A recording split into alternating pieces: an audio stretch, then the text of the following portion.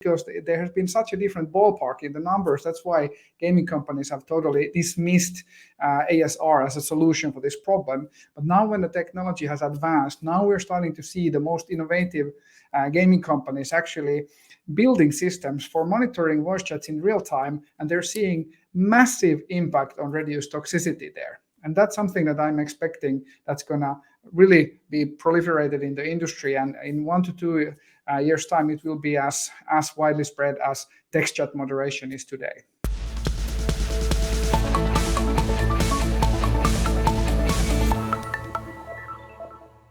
And today I have Otto Söderlund from Speechly joining me to talk about this.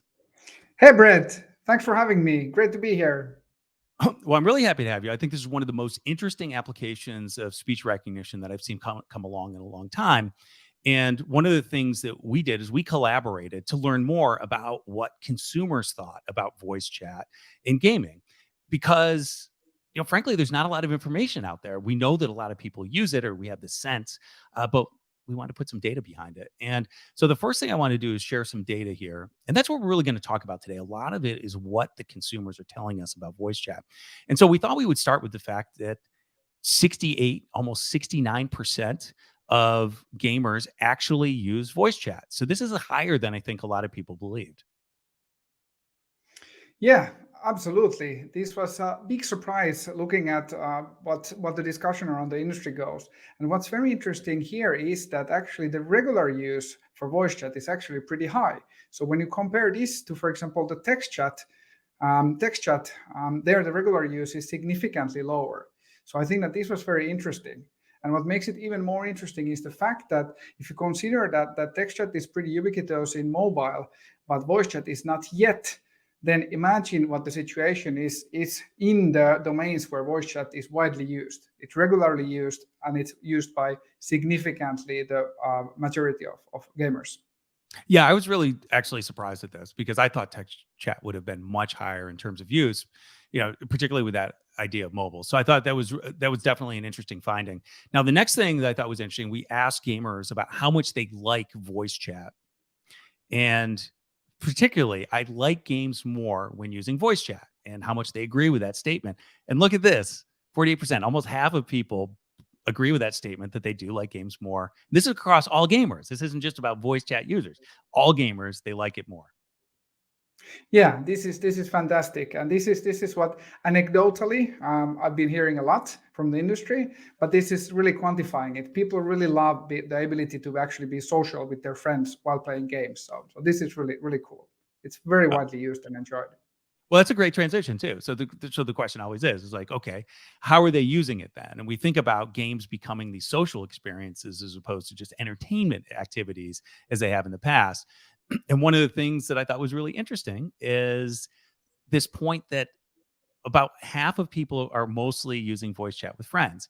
Now, I've had a lot of conversations with people in the industry, other people who play games, and they think that it's probably much higher. They think people are mostly using this with friends. But we see right here that about 45% of all gamers are using voice chat to connect with people who are not their friends. It's like to expand their social network. Yeah, and it's funny because oftentimes the severity of the toxicity problem in gaming can be downplayed by saying that, hey, it's only with friends, your closest friends. But that is actually not true. And this, I believe, is the first data that we have actually proving that point. Yeah, absolutely. Okay, so we have this idea that a lot of people like voice chat, but there's a problem. So I was surprised at how high this was. I guess I've talked to some people in the industry that weren't surprised, maybe because of the games that they play, but this is all gamers. So their experience with toxic behavior. So how many have been victims of a toxic behavior incident in voice chat? Half of all gamers, 49.4% of all gamers have been victims. Yeah, and imagine if you would exclude from this data the players who don't use voice chat. Of the players who actually use voice chat, 70% or 3/4 of them actually have experienced a toxic incidents. So that's pretty big problem, I would say. Yeah, exactly. So it seems like this is a significant problem. And let's look at this. This was another really interesting finding. Okay, so we have here the different channels of potential toxic behavior in gaming. So you have in-game play. There's certain types of things that can happen in the game that's not part of comms. It's just like playing the game mechanics. Text chat, obviously, people are well aware of this. Voice chat. And then we have user-generated content, image uploads, audio uploads, video uploads. Okay, great. Look at this. Voice chat is by far and away, consumers say voice chat is by far and away the biggest vector for toxic behavior in gaming. What do you make of this? Yeah, well, I think what's pretty interesting is that if you look at the other categories, all of these other categories actually already have solutions in place to react and detect the toxic behavior, but voice chat is behind in that one. So imagine how this chart would look after different types of tools for removing this toxicity will be implemented in voice chat across the games in the next few years. I believe that these charts will look totally different then. Yeah, I would think there's only like one way to go in this space. And it is really fascinating to me when you think about this idea of text chat. We've had tools for a long time that do keyword spotting. Everybody knows this. You do real-time redaction. Some are actually even more sophisticated than that and are actually using some actual AI as opposed to some other algorithms in order to make text chat more palatable. And think about spam removal, all these other types of things, which are really important. But one of the things that I've been doing lately is talking to a lot of game makers in the industry, and almost none of them have any tools at all for voice chat. So they have these text chat tools. I think that's a really important point. That why is it the worst? It's because they're not doing anything about it because they don't actually have tools in place. Yep, absolutely agree. Crazy world. Okay, so the other thing we thought we would do is compare this to text chat. So we found that text chat and voice chat users are about comparable in terms of gaming. Are they comparable from a toxic behavior standpoint? Well, the answer is no. What we found is toxic behavior incidents by offense categories. So we started breaking this down, like bullying, trolling, sexual harassment, stalking, doxing, all these different things that can happen that are bad. And if you look at this, the toxic behavior incidents in voice chat are somewhere between 50% and 200% more common. So they're that much higher frequency in voice chat than text chat. Yes, and what's even more alarming is that when you look at some of the biggest categories of toxic behavior in voice chat, those are actually the same ones that have the biggest impact on churn and negative word of mouth. For example, for stalking and sexual harassment, over 50% of the victims actually have they have stopped or significantly reduced their gameplay after experiencing these kinds of incidents. So I would say that the situation is pretty alarming now. Yeah, and another thing that I thought was really interesting was that a very small percentage of gamers who have experienced toxic incidents actually have reported the incident. And so we looked at this idea of complaints because they don't have monitoring generally. So the game company generally doesn't know what's going on unless there's a complaint. But when only just over a third of gamers who have experienced these incidents have ever filed a complaint, that means that there's a big gap here. There's a massive gap because what this means is that we have only scratched the surface. It's kind of like we've only seen the top part of an iceberg where most of the toxic behavior remains totally unseen and unreported. And what makes this even worse is that when you look at the data of the people who actually do report these incidents, they say that they do not report at all of the incidents. So meaning that most of people don't report any, and the people who report only report a fraction. So that means that the clear massive majority of all of the toxic behavior gets totally unnoticed and unreacted to. Yeah, I think that what that tells me, just looking at the data, is that best case scenario, something like 35% of incidents are reported. But actually, if you dig deeper into the data, it looks like something like single-digit percentage of all incidents are actually reported. And I think we'll have more data on that coming up from actual evaluations. Some of the other things that I know that you've been doing in the industry. But I think of this as like that. There's this voice chat moderation gap, but there's this gap in terms of understanding the scope and scale of the problem. Absolutely agree. Absolutely agree. In practical terms, when we've done some of this work with our clients, what we find out is that when you're doing some automatic moderation, you can actually recognize and identify over 10 times more toxic behavior than ever gets reported. So it's sometimes it's a bit crazy when you're looking at some of those conversations, and pretty much all of the utterances there contain some kind of toxicity. So that's sometimes a bit, my ears turn red when hearing some of those. I know it's like it's terrible. I've listened to a couple of those things, and if it was in text chat, a lot of that would be redacted or be captured and like never delivered. And so, I think it's really important. Now, the question is, okay, so we have all these incidents. So then, like, what's the impact? How does it manifest itself? So we also ask consumers about that. And a couple of things we want to do is like we want to talk about like the overall impact, but the other thing we want to know is what happens in the moment. What happens immediately after that happens? Yeah, I think this was one of the most interesting findings because there's been a lot of discussion about this in the industry. So when you look at what happens immediately after users have actually experienced toxic behavior, 40% they turn off the voice chat, and voice chat is an important feature in the games. 23% of those ones actually stopped playing, but they might have returned, but almost 5% never returned.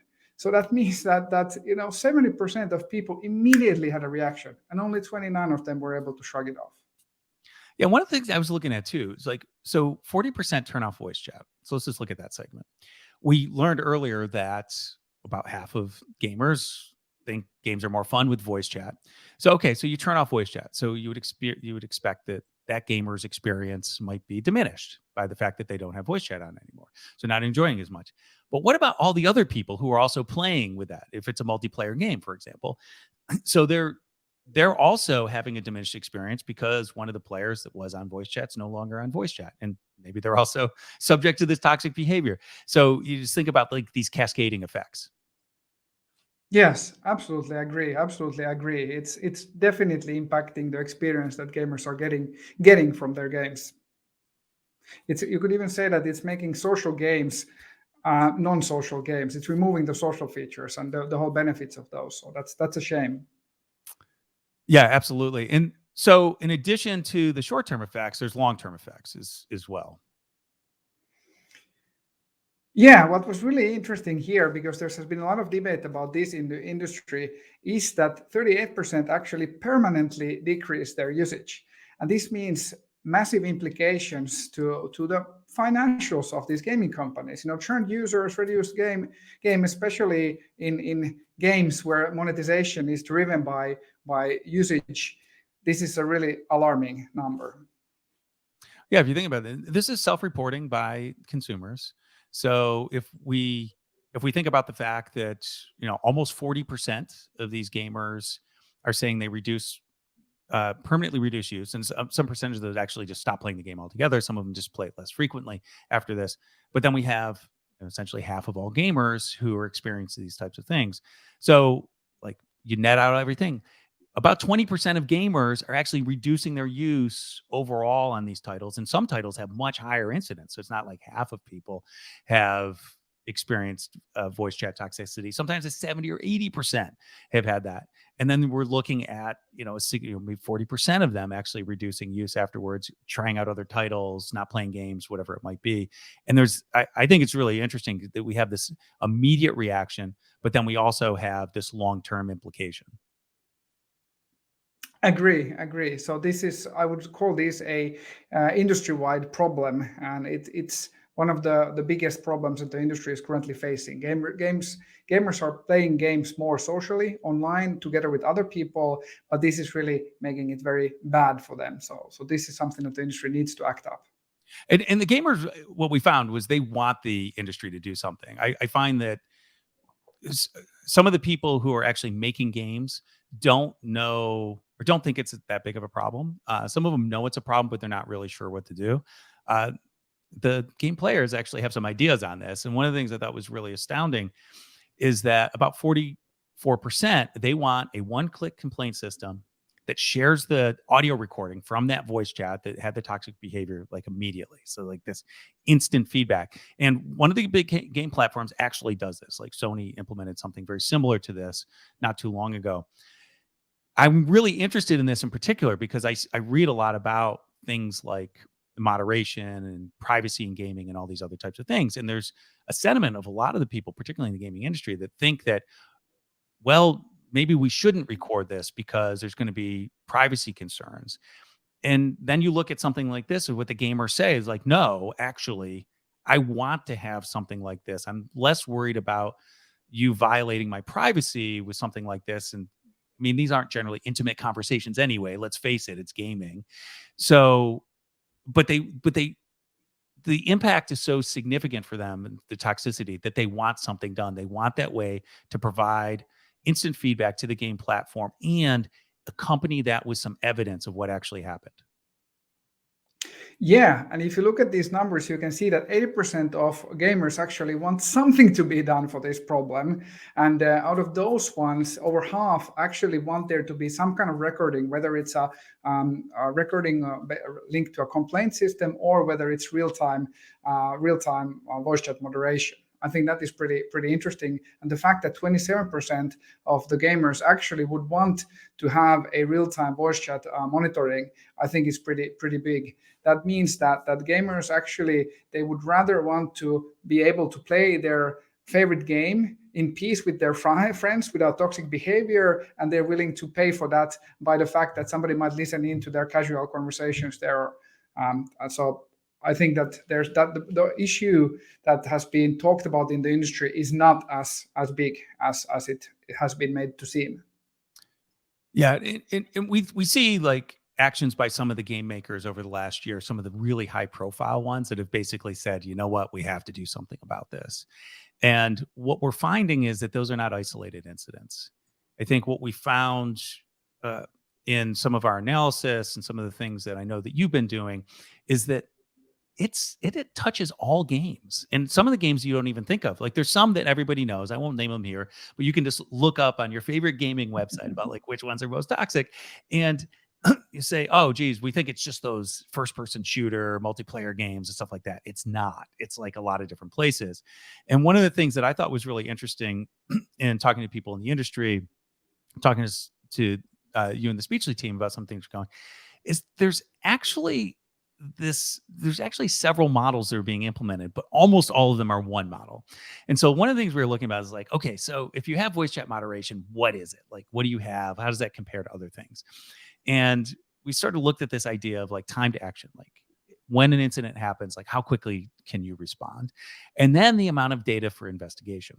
And this is really interesting because almost every company in the space is in that lower left-hand corner.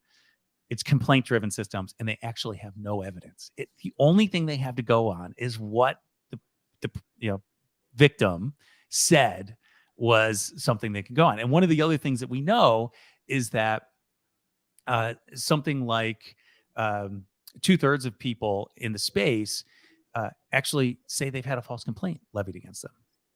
And so how does the game platform know? And a lot of them basically say, we can't do anything. We can take this up if we get a lot of complaints, then, about a particular person, then maybe we can take some action. But since there's this high incidence of false reporting, what are we going to do? Now, there's a couple other models as well. So we have this recordings. You mentioned like the Sony example. That's really good. And actually, one of the things that I've learned through conversations with people in the industry is actually some of that false complaining actually went down. Those false complaints went down because, obviously now that you have the evidence, like you're not going to just take my word for it, and maybe you'll see that I'm actually the perpetrator. So that's been really useful. Almost nobody, but some people are like doing audio and then just keeping their transcription, and that can actually be also good because then you can go back later. This might become particularly, I think, beneficial as more games companies are thinking about doing transparency reports. There's also the DSA legislation or regulations that are coming in Europe, which might require something like this. So I'm starting to see like maybe there will be something here. And then like a very, very small percentage are doing real-time voice chat monitoring, which is actually something that 1 in 4 of the gamers thought would be actually really beneficial here. So as you think about the market and what you've learned over the years, what is your perspective?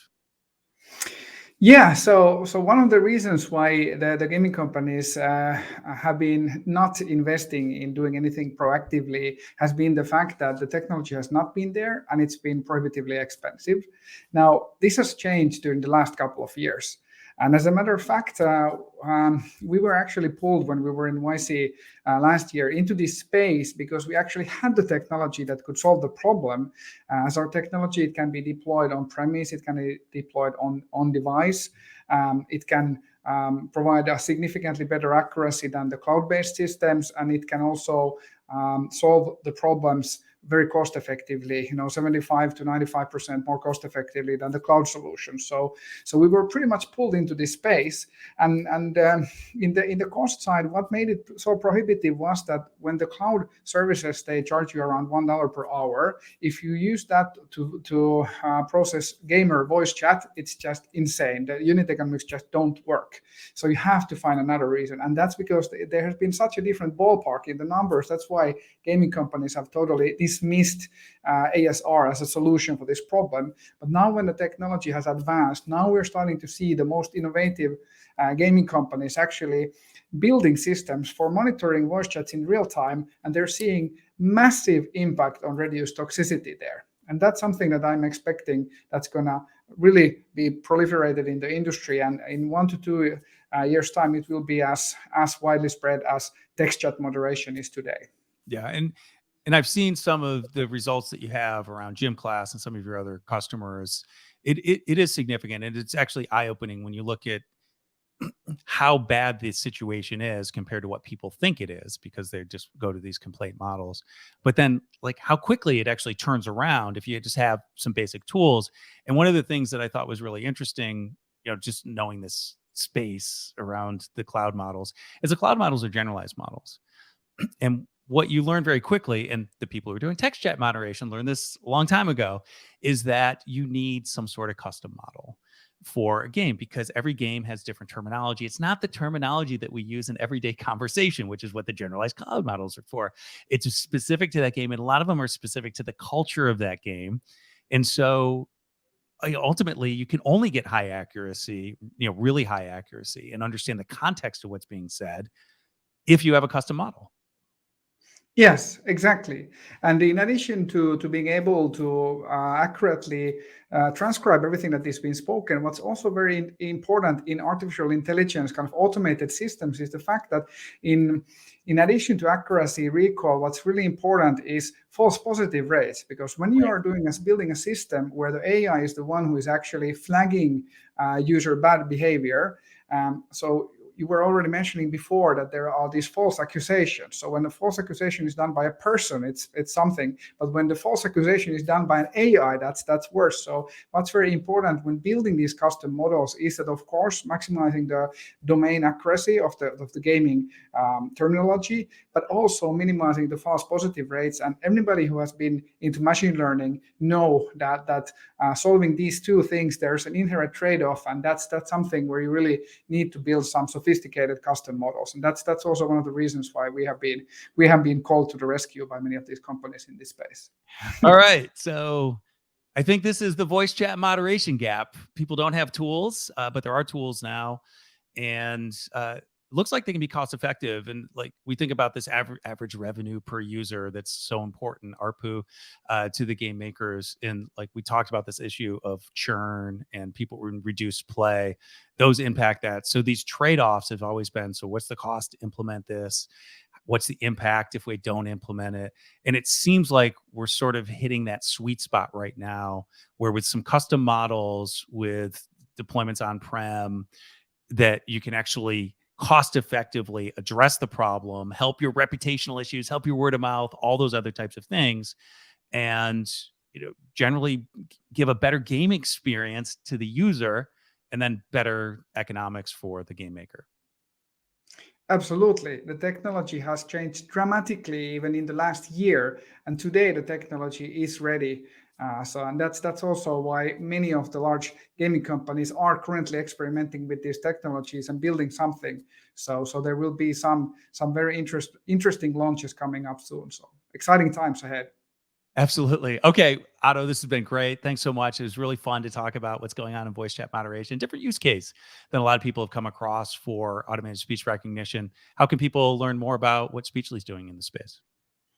So come to the Speechly website, speechly.com. There's a lot of interesting stuff there, including the report we were referring to that Voicebot research for us. Download that. Follow us on LinkedIn, in Twitter, and reach out if you want to know more about speech recognition, voice moderation, and voice chat toxicity. Awesome. Otto Söderlund, thanks for joining me today. Thanks, Brett. Thanks for having me.